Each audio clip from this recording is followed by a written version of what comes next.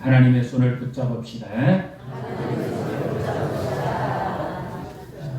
2024년 우리가 가는 길이 지금 멀고 험합니다. 어떤 일이 생길지 아무도 알지 못합니다. 오늘 이 말씀에 보면 이스라엘 백성들이 광야에 나갔다가 약속의 땅으로 가는 길에 엄청난 고전을 하는 사건이 나옵니다. 바로 르비딤에서 아말렉이라고 하는 족속이 쳐들어오지요. 이들은 광야에 도적됩니다. 한 소수가 아니고 민족을 이루는 광야에 떼거리 강타라는 민족입니다. 그러니까 이들은 굉장히 사납고 기질이 강한 사람들입니다. 오늘 우리가 살아가는데 영적 광야세요. 언제 어디서 우리에게도 이런 어려움과 힘든 일을 하게 될지 아무도 알지 못합니다. 오늘 본문 말씀에 잘 보시면 이와 같은 말씀으로 시작하시는 8절을 한번 같이 보겠습니다. 8절 읽습니다. 그때에 아말렉이 와서 이스라엘과 르비딤에서 싸우니라. 그때가 언제일까요? 오늘은 그 장소보다는 시간이 더 중요합니다. 왜냐하면 이스라엘 백성이 광야에 나가 물이 없어서 모세와 다투고 자기들끼리 상당한 고통을 당했을 때 하나님께서 반석에서 물을 내어 주시고 그들이 이제 해가라고 조금 쉬려고 하는 그 틈입니다. 그 틈에 그때에 아말렉은 우리가 잘 아는 야곱의 형 에스가 제일 이제 그 민족의 대표자고 그 위에 에돔 그리고 이 에스의 아들이 아말렉입니다. 이들은 아주 무서운 집단이고 아주 잔인한 사람들입니다. 신명기 25장 17절 18절까지 읽습니다. 너희는 애굽에서 나오는 길에 아말렉이 내게 행한 일을 기억하라. 또 그들이 너를 길에서 만나 내가 피곤할 때에 내 뒤에 떨어진 약한 자들을 쳤고 하나님을 두려워하지 아니하였느니라. 이스라엘 백성만 친 것이 아니라 이들의 특징이 뭐죠? 하나님을 두려워하지 않았다. 그러면 하나님에 대해서 대적했다는 뜻입니다. 이스라엘 백성에게도 대적, 하나님께도 대적. 그러니까 이들은 민족적으로도 강한 기질이고 지금 저 이스라엘과 팔레스틴이 싸우죠. 그러니까 팔레스틴 그들의 조상이라고 보면 됩니다. 하나님을 대적했다. 영적으로는 사단의 속성을 가지고 있는 자들입니다. 그래서 하나님의 백성을 치고 그들을 어지럽게 하는 거죠. 2024년 우리가 살아가는데도 난데없는 도적들이 들어올 수가 있습니다. 우리의 건강을 해치고 가정을 해치고 자녀들을 힘들게 하고 또 우리의 삶 속에 여러 가지 사건 사고를 일으킬 수도 있고 질병을 유발할 수도 있고 여러 가지 상황들 가운데 언제 예고 없이 이들이 들이닥칠 때가 있습니다. 그래서 우리는 늘 긴장하고 살 수밖에 없는 거죠. 근데 이들과 싸워서 우리는 이길 만한 힘이 없습니다. 이들은 하나님도 두려워하지 않는 존재고 영적인 존재니까 우리가 우리 힘으로 싸우기는 너무 역부족이죠. 오늘 이 말씀에 잘 보시면 9절을 한번 보십시오. 같이 읽습니다. 모세가 여호수아에게 우리를 위하여 사람들을 택하여 나가서 아말렉과 싸우라. 내일 내가 하나님의 지팡이를 손에 잡고 산 꼭대기에 서리라. 이 모세가 지금 이스라엘 백성의 인도자죠. 지도자입니다. 하나님의 사명을 받고 출애굽해서 광야를 지나서 가나안 땅으로 인도해 가야 되는 지도자입니다. 그런데 그가 지금 어떤 행동을 합니까? 우리나라 유명한 장수들 이순신도 그렇고 강감찬도 그렇고 보면 항상 앞에 서지요. 장수가. 그리고 나를 따르라 그러잖아요. 근데 지금 이 모세가 하는 행동은 너무 이해가 안 됩니다. 여호수아 자기 시종을 사람을 거들어 가서 싸우라 그러고 자기는 산에 가서 산 꼭대기에 그냥 쓰겠다고 그러지도 않고 아주 핑계가 거창합니다. 하나님의 지팡이를 손에 잡고 쓰. 누가 봐도 이거는 좀 모양새도 그렇고 이 전쟁은 사기가 중요한데 지도자가 뒤로 빠지고 밑에 쫄겨보고 싸우라 그러면 이 전쟁은 보라마나 뻔한 겁니다. 왜 이런 행동을 합니까? 여호수아는 얼마나 부르겠습니까? 왜 이렇게 모세는 도무지 이해가 안 되는 이런 행동을 하겠습니까? 여기 모습을 한번 봐야 됩니다. 를 보겠습니다. 10절, 11절 같이 읽습니다. 여호수아가 모세의 말대로 인하여 아말렉과 싸우고 모세와 아론과 훌은 산 꼭대기에 올라가서 모세가 손을 들며 이스라엘이 이기고 손을 내리면 아말렉이 이기더니. 이상합니다. 전쟁은 칼과 금과 창으로 싸워야 되는데, 무기로 싸워야 되는데, 손이 올라가면 이스라엘 백성들이 이기고 모세의 팔이 내려가면 아말렉이 이기고, 이런 이상한 일들이 일어날 수가 있습니다. 세계 전쟁사에도 이런 일은 없습니다. 왜 그런 모세는 손을, 그 지팡이를 손에 잡고 하나님께 손을 들었을까요? 모세는 사실 항복하는데 아말렉에 항복한 것이 아니라 하나님께 항복한 겁니다. 왜? 자기 힘으로 이길 수가 없기 때문에. 하나님의 도움을 구하기 위해서 두 손을 들고 하나님의 손을 붙잡고 있는 거죠.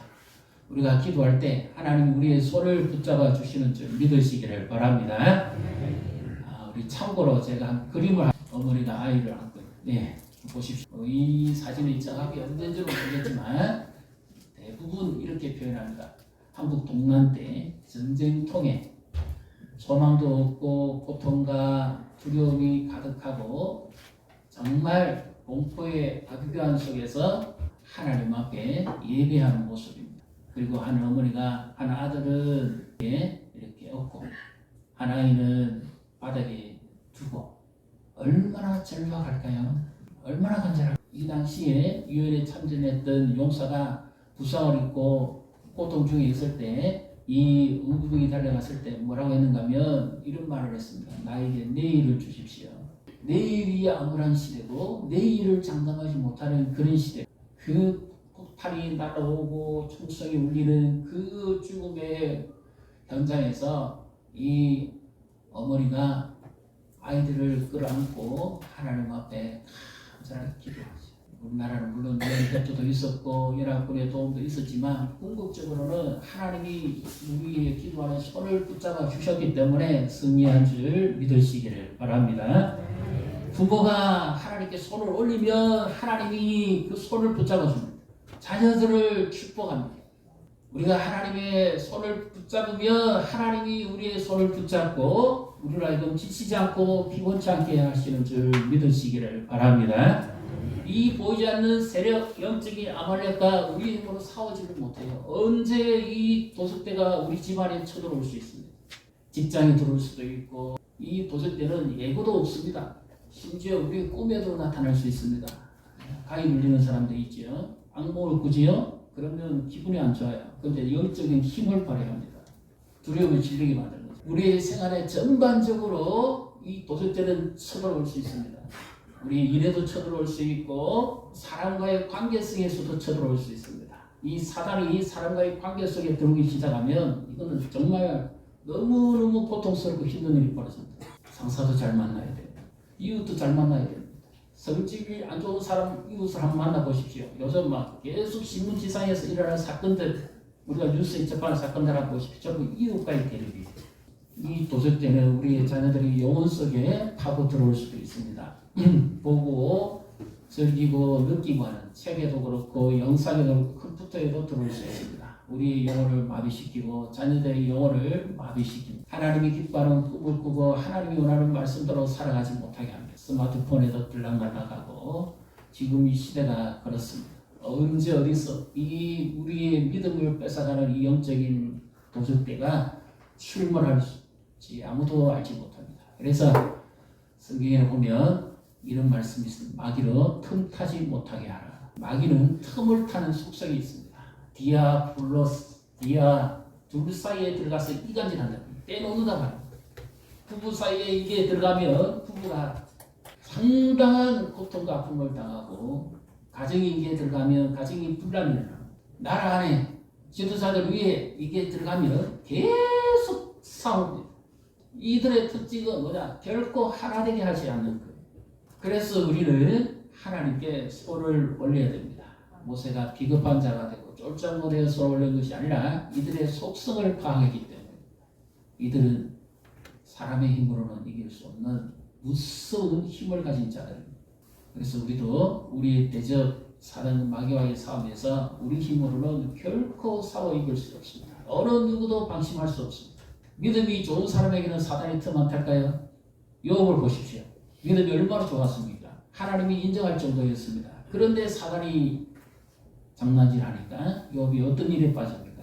이스라엘 백성들의 후미에서 약한 자들과 노년에 있는 자들을 찾는데 이스라엘 민족 전체가 동요할 정도였습니다. 민족 대 민족의 대결이 전쟁입니다. 이스라엘 백성의 수가 얼마나 됩니까? 장정만 60만 명, 남녀노소 포함하면 약 200만에서 300만 명. 오늘날 우리 대구 광역시보다도 인구가 더 많을 수 있습니다. 이 우양을 거느리고 짐승의 새끼를 거느리고 왔습니다. 그뿐만 아니라 애국 땅에서 출애굽할 때에 애국 사람들이 검은 보화를 주면서 제발 나가달라고 요청했던 바로 그 금부지, 엄부지까지도 들고 나왔습니다. 그러니까 이 광야의 도둑대들이 그들을 가만둘 리가 없지요. 기다렸다가 바로 적시에 칩니다. 지치고 피곤한 몸을 조금 일으키려고 하는 순간에 바로 칩니다. 문제 하나가 해결되고 나니까 이제 좀 실만한데 또 하나의 문제가 또 터집니다. 이들과의 싸움에는 타협도 없고 휴전도 없습니다. 그래서 모세는 이 속성을 알았기 때문에 하나님의 지팡이를 손에 잡고 하나님이 말씀하신 사명을 감당하기 위해서 지금 하나님께 손을 올리고 있는 거죠. 근데 이 손을 올렸는데 너무너무 오랫동안 손을 그 중동 뜨거운 날씨에 낮부터 손을 들었다고 생각해 보십시오. 얼마나 팔이 힘들고 아프겠습니까? 우리가 걸쓸 때 옛날에 책걸상 때 들은 적이 있죠. 얼마 들던가요? 팔이 지릿합니다. 나중에는 죽기 살기로 손 들고 있습니다. 그럼에도 불구하고 힘이 들어서 팔을 내리니까 어떤 일이 벌어지죠? 아말렉이 이스라엘 백성을 이기게 됩니다. 유리한 쪽으로 가는 거죠. 그래서 그것을 보고 있던 야론과 훌이 도무지 이상하다. 전쟁이 어떻게 여기서 이렇게 결정이 나냐 생각을 해서 돌을 가지고 모세를 앉히고는 이제 양옆에서 이런 일을 하지. 11절, 12절을 같이 읽습니다. 모세가 손을 들며 이스라엘이 손을 내리며 아말렉이들이 모세의 팔이 피곤하며 그들이 돌을 가져다가 모세 아래 놓아 그가 그 위에 앉게 하고 아론과 훌이 한 사람은 이쪽에서 한 사람은 저쪽에서 모세의 손을 붙들어 올렸더니 그 손이 해가 지도록 내려오지 아니한지라. 모세가 손을 그냥 올린 게 아닙니다. 하나님의 손을 붙잡고 하나님이 간섭해 주시기를 그렇게 간절하게 기도했습니다. 이 모습이 어느 모습일 것 같습니까? 우리 자녀가 시험 칠 때 부모 마음이 얼마나 간절하죠. 시험 치는 자녀도 간절하지만 기도하는 부모 마음도 얼마나 간절할까요? 수능도 쳐야 되고 직장 시험도 공부 시험도 쳐야 되고 부정행위는 안 하고 정직하게 공부해서라도 붙어야 돼요. 그래야 미래가 열릴까. 얼마나 간절하게 병 중에 고통 중에 있는 자녀를 위해서 부모가 얼마나 간절하게 기도할까요? 물론 의사의 손길을 통해서 치료를 받아야 되지만 근원적으로는 하나님이 도와주셔야지. 그래서 부모가 힘들고 어려워도 자기도 제대로 자기 몸을 가누지 못하면서도 이 손을 올려야 됩니다. 근데 이 손을 올리는데 우리는 한계가 있습니다. 너무 지치서 옆에 누군가 나를 위해서 내 손을 같이 잡아주는 사람이 동역자죠. 같은 일을 하는 사람은 동업자지만 동역자는 내 손을 잡아주는 사람. 피곤하고 힘들 때 내 손을 잡아주는 나를 위로해 줄 수 있는 사람. 내 손을 붙잡아 줄 수 있는 사람. 받쳐줄 수 있는 사람. 이 사람이 기도하는 사람이고 동역자. 옆에 분 보시고 축복하십시다. 함께 기도합시다. 함께 성장하는 공동체가 되기 위해서 우리가 지난주에는 예배 함께 손을 잡아야 돼요. 누군가 내가 지쳐서 피곤해서 기도하지 못할 때에 복음서가 가사도 있죠. 당신은 지쳐서 기도할 수 없고 눈물이 빗물처럼 흘러내릴 때 주님 원하시네. 당신의 마음을 사랑으로 인도하시오. 누군가 당신을 위해서 기도하고 있습니다. 이 힘이 영적인 힘이고 이 힘이 우리가 서로 이길 수 있는 위대한 동력임을 믿으시기를 바랍니다. 오늘날 교회가 이 동력을 상실해버렸어요. 코로나 때 새벽기도 안 하는 교회가 문 닫았습니다. 6.25 때도 우리는 기도했습니다. 그 기도의 힘으로 살았어요. 지금 교회가 기도의 힘을 잃었어요. 물론 일상도 바쁘고 뭐 여러 가지 이유가 있습니다. 그러나 기도하지 않고 일한다는 것은 내 힘으로 하는 겁니다. 하나님께 손을 올리지 않고 내가 승리할 수 있을까요? 18장 19절 20절인가 읽습니다. 진실로 가시니 너희에게 이르노니 너희 중에 두 사람이 땅에서 합심하여 무엇이든지 구하면 하늘에 계신 내 아버지께서 저희를 위하여 이루게 하시리라. 두세 사람이 내 이름으로 모세는 나도 그들 중에 있느니라. 아멘. 여기 두세 사람입니다. 법적으로 증인이 될 만한 사람은 두 사람 또는 세 사람. 그런데 그 법정이 결정하는 그 순간에 주님이 한 마음으로 같이 기도하는 두세 사람이 있다면 내가 그들 가운데도 함께 하겠다는 겁니다. 지금 이 앞에 본문에 보면 어떤 내용인가 하면 악인이 있는데 회개하지를 않아요. 그래서 내 쫓김을 당할 판입니다. 그럼에도 불구하고 하나님은 불쌍히이시고 죄는 미워하시지만 죄일은 용서하셔서 그들의 마음이 돌이켜지기를 원하는데 어떻게 하면 되느냐? 두세 사람이 모여서 기도하면은 주님이 그 가운데 함께 하시겠다는 겁니다. 있습니까? 억울한 일 당하고 있습니까? 고통을 당하고 있습니까? 함께 두세 사람이 전심으로 마음을 같이 해서 주께 기도하면 주께서 그들의 현장에 간섭하시고 그 마음에 간섭하셔서 하나님이 함께 하시겠다는 겁니다. 이거 우리나라에 과거에 있었던 사건이고요. 뉴스에도 나왔던 사건입니다. 그러나 그 비밀은 아무도 알지 못하고 믿는 사람만 압니다. 한 모 기회에서 대표가 있었어요. 이제 그 직원들하고 연예인들하고 같이 회식도 하고 다투고 하면서 돌아가는 길에 한 여대생을 하나를 태웠어요. 그래서 가는 길에 이제 데려다 주겠다 했는데 벤츠차를 타고 같이 가면서 이제 잘 데려다 줬다고 생각했어요. 근데 나중에 이 여대생이 이 사람을 요즘 많이 나오는 사건 있죠. 그 사건. 자기 밑에 직원이 많고 또 한참 인기가 올라가는 대표기획사인데 이 난데없는 일에 빠졌습니다. 그래서 급한 마음에 빨리 해결하기 위하려면 어떻게 됩니까? 돈으로서 그의 입을 막아야지. 급해가지고 빨리 자기가 억울함에도 불구하고 돈을 먼저 줬습니다. 그랬더니 문제가 더 심각해져 버렸습니다. 재판 과정에 당신이 잘못하지 않았는데 돈을 왜 줬느냐? 이것이 더 큰 빌미가 돼가지고 옴짝없이 완전히 뒤집어 쓰게 생겼어요. 이 소문이 나자마자 인기도 떨어지고 막 이 동료하고 사람들도 막 이동해 가고 자기 자신도 엄청난 빚더미 안고 지금 엄청난 고통 속에 빠지게 생겼습니다. 근데 이것을 알고 있는 후배들이 위로도 해주시면 안 되지요. 워낙 철저하게 꼬여버렸기 때문에. 그런데 그들 중에 믿는 후배 몇 사람이 기도합시다. 이상하게 기도가 되겠습니까? 기도한 데 무슨 일이 있겠어요? 예배를 마치고 나와서 집에 가기 전에 이상하게 마음이 막 굉장히 불이 타는 거예요. 내일이면 이제 다시 재판이 열리는 날인데 아무런 대책이 없습니다. 근데 예배당 밖에서 이 두세 사람이 간절하게 눈물을 흘리면서 통곡하듯이 하나님 앞에 기도하고 이제 집으로 갔죠. 그 다음날 재판이 열리게 되는데 참 놀라운 일이 벌어집니다. 그동안에는 전혀 1심에서 드러나지 않았는데 2심 재판에서는 하나님이 간섭하셨는데요. 이 여대생은 일반 여대생이 아니고 제적당한 여대생이고 술집에 나가는 종업원이고 그런데 또 알고 보니까 이 여인에 대해서 전직이 화려합니다. 예전에도 이와 같은 사건이 또 하나 있었던 거예요. 폭행 사건도 친구가 의도적으로 때려서 이 값을 더 많이 올리기 위해서 배상금을 더 많이 받기 위해서 모의했던 겁니다. 한마디면 완전히 나락으로 떨어질 뻔한 인생이 무엇의 힘입니까? 지식의 힘입니까? 하나님이 간섭하십니다. 하나님이 우리가 손을 들고 전심으로 하나님 앞에 기도하고 부르짖을 때 하나님이 그 기도 가운데 간섭하시고 우리의 삶의 현장에 간섭하시고 우리 문제 가운데 간섭하시고 응답하시는 분인 줄 믿으시기를 바랍니다. 그래서 고로새서에 보면 항상 기도하라. 항상 기도하라. 기도를 쉬지 마라. 그리고 남자들이 각처에서 거룩한 손을 들고 하나님께 기도하라. 남자만 기도해야 됩니다. 이 당시 남성이 대표적인 이제 대표자니까 요즘 어머니들이 기도를 더 하죠. 여성들 부모가 기도할 때 자녀가 평안을 누리게 됩니다. 어머니의 기도는 땅에 떨어지지 않습니다. 어머니의 기도는 열매를 맺습니다. 어머니의 기도는 자녀를 살게 합니다. 어머니의 기도는 자녀를 일으키는 줄 믿으시기를 바랍니다. 남편분들, 아버지가 기도하면 가정이 삽니다. 기도하는 아버지 되십시오. 옆에 분 보시고 축복하십니다. 기도하는 아버지 되십시오.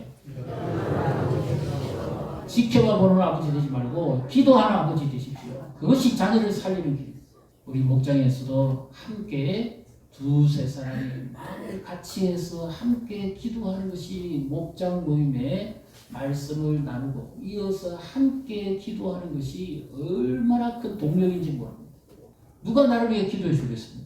누가 나와 같은 심정으로 같은 마음으로 아파하고 병든 자를 위해서 문제 있는 사람을 위해서 여러 형편에 있는 가족들을 위해서 기도해 줄까요? 그래서 우리 목장은 가족이잖아요. 함께 먹고 함께 마시고 함께 울고 함께 기뻐하는 가족이잖아요. 식구잖아요. 그 목장 모임의 제일 중요성이 바로 이 부분입니다. 세상 이야기하는 것이 아니고 말씀을 나누고 이어서 기도하는 겁니다. 한 사람이면 넘어지지만 두 사람이면 감당하겠고 세 겹줄은 끊을 자가 없다고 하신 것처럼 두세 사람이라도 함께 모여서 전심으로 기도할 때 주께서 그들 가운데 임재하시고 함께 하시는 줄 믿으시기를 바랍니다. 목장 모임은 주님이 임재하는 모임입니다. 우리가 주를 향해 손을 들 때 우리 앞에 놓여있는 난자들과 억울한 일들과 풀리지 않는 문제를 주께서 간섭하셔서 모든 것을 합력해서 선을 이루어주는 시간이 바로 목장 모임입니다. 목장 모임에 참석하지 않으신 분들은 이 유익함을 놓치는 겁니다. 누가 나를 위해 기도해 주겠어요? 예배만 드리고 가지 마시고 목장 모임에 함께 하십시오. 진정한 거기서 세상에서 누려보지 못한 가족의 사랑을 나눌 수 있습니다. 기도하는 동력자를 만날 수 있습니다. 함께 아파하고 함께 치유하는 시간이 바로 목장 모임 시간입니다. 함께 손을 붙잡고 기도하십시오. 남부 중재 당시에요. 이 남쪽에는 아주 유명한 전략가가 한 명 있었습니다. 로버트 E. 리라고. 그 사람은 타고난 장군이고 아주 엄청난 전공을 세운 사람입니다. 근데 북군에는 그만한 장수가 없어요. 링컨이 이끄는 북군에는 도저히 그만한 장수가 없습니다.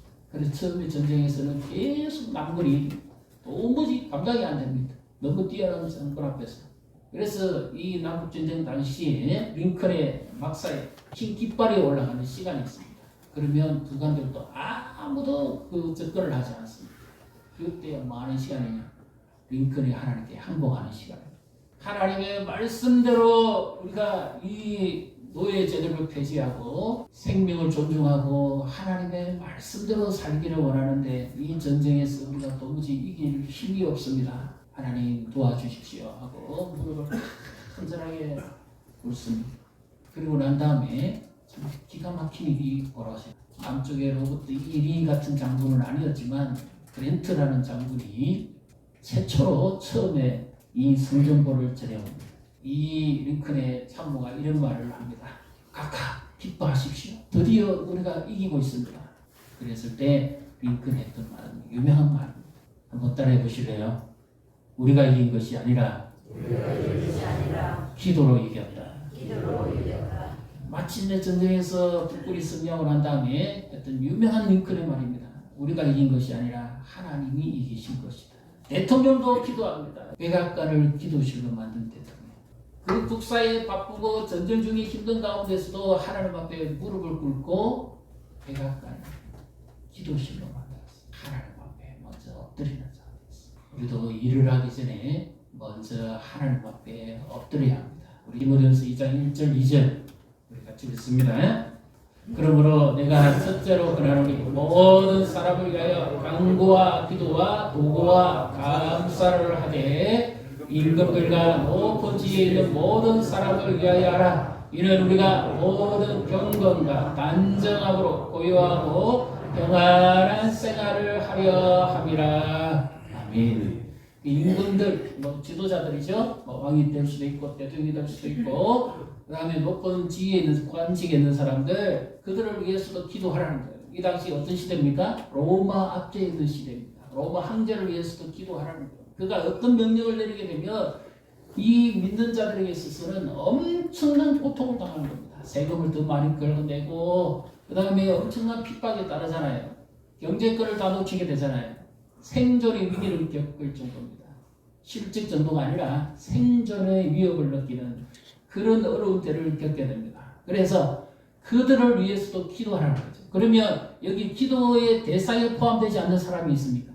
우리는 지금 저 북한에 위해서, 북쪽에 있는 사람을 위해서도 기도해야 됩니다. 중국에 있는 사람을 위해서도 기도해야 됩니다. 러시아에 있는 사람을 위해서도 기도해야 됩니다. 세계가 어떻게 될지 모릅니다. 그들이 악한 마귀의 종노릇 하기 시작하면 어떤 일이 일어날지 모릅니다. 그래서 기도해야 됩니다. 그렇게 하면은 우리에게 주어진 위기 뭡니까? 모든 생활에 있어서 경건하고 하나님을 더 경외하게 되고 단정하고 아무런 풍파가 없이 삶을 고요하고 평안하게 유지할 수 있다 그 말이에요.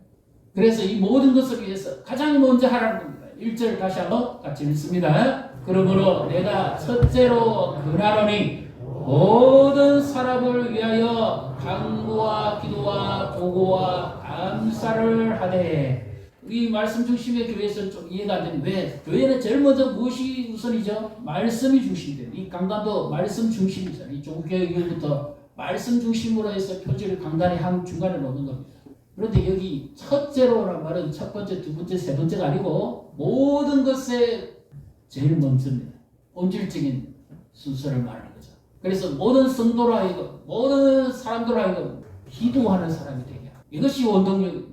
교회가 움직일 수 있는 유일한 원동력은 예배를 통해서 그리고 기도함으로써 모든 사람이 기도하는 사람들이에요. 모든 사람이 선교자는 될 수 없습니다.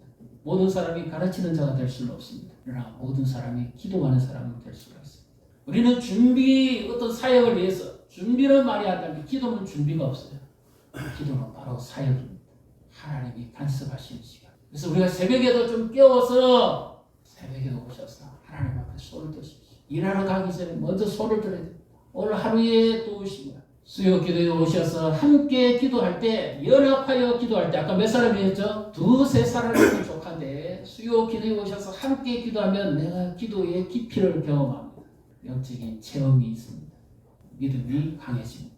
토요일은 우리 가족 새벽 기도를 하기를 원합니다. 우리 자녀들도 다 와서 방학 중이니까 하나님 앞에 우리 기도하십시오. 그리고 앞으로 매월 첫째 날, 둘째 날 정도를 특별 새벽 기도를 하려고 합니다. 월사 기도를 해서 하나님 앞에 우리가 기도하고 근본적으로 하나님께 돌아가요. 사역보다 앞서야 되는 것이 기도하는 것입니다. 불전이 교회가 계속 부흥하고 성장하니까 그 교회 목회자가 너무 궁금해서 묻습니다. 그 사람은 유명한 사람인데 목사님은 어떻게 그렇게 훌륭한 사역을 감당할 수 있습니까? 물었을 때 스풀전이 정말 알고 싶냐고 해서 그에게 비밀을 공개합니다. 그렇다면 정말 내가 비밀을 공개하겠다.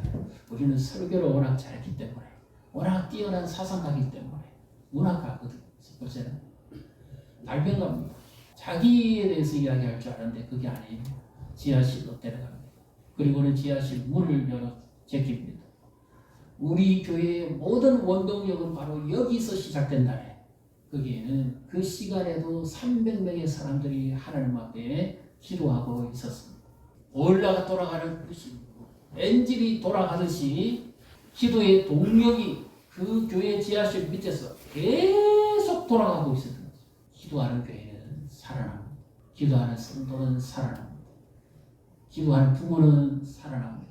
기도의 동력을 놓치지 마십시오. 지금 너무너무 중요한 동력을 잃고 살아가고 있습니다. 누가 우리에게 평안을 보장하고 누가 우리의 미래를 열어줄 수 있습니까? 기도하지 않으면 인간의 힘으로 기도하지 않으면 메마르게 됩니다. 기도하지 않으면 넘어집니다. 기도하지 않으면 이 도적대와 싸워서 이길 수 없습니다. 언제 틈탈지 모릅니다. 어느 가정에 들어갈지 모릅니다. 마음에도 들어갔다 나옵니다. 겟세마네 동산에서 예수님이 십자가 지시기 전날 밤에도 보십시오. 이 사단이 어떻게 합니까? 네가 십자가 지지 마. 왜 죽으려고 그래? 계속 유혹합니다. 그러나 예수님은 어떻게 계십니까? 끝까지 기도하시고 따라해 보십시오. 기도의 손이 올라가면 하나님께서 우리에게 승리를 주시고 기도의 손이 내려가면 우리는 넘어진다. 꼭 명심하십시오. 내 기도하는 손이 내려가는 순간부터 위기가 옵니다. 내 기도하는 손이 올라가는 순간부터 승리가 이루어집니다. 기도를 멈추지 마십시오. 아무리 바빠도 하루에 15분, 20분은 낼 수 있습니다. 그 어떤 시간도 차에서도 할 수 있습니다. 시간을 정해놓고 하십시오. 일정하게 무엇보다 먼저 하나님께 내 마음을 구별해야 됩니다. 기도하기 위해서는 갈망이 있어야 돼요. 시간을 마음을 구별하셔가지고 하나님께 항복하시고 전심으로 하나님을 찾고 너희가 나를 찾고 구하면 나를 만날 것이요 전심으로 나를 찾는다. 너희 들을 것이라고. 이 기도의 동력을 잃어버리지 마십시오. 플러그인 우리가 전자제품을 사용하기 위해서 반드시 플러그가 꽂혀 있어요. 이거 빠진 상태에서 아무리 힘을 해도 안 됩니다. 장사도 안 되고 사업도 안 되고 어떤 것도 안 됩니다. 왜? 도적대가 막고 있어요. 플러그를 꽂으십시오. 기도에 손을 올리십시오. 하나님의 약속을 믿고 두 손을 들고 주의 인도하심을 따라 믿음 안에서 승리하시기를 주님의 이름으로 축복합니다.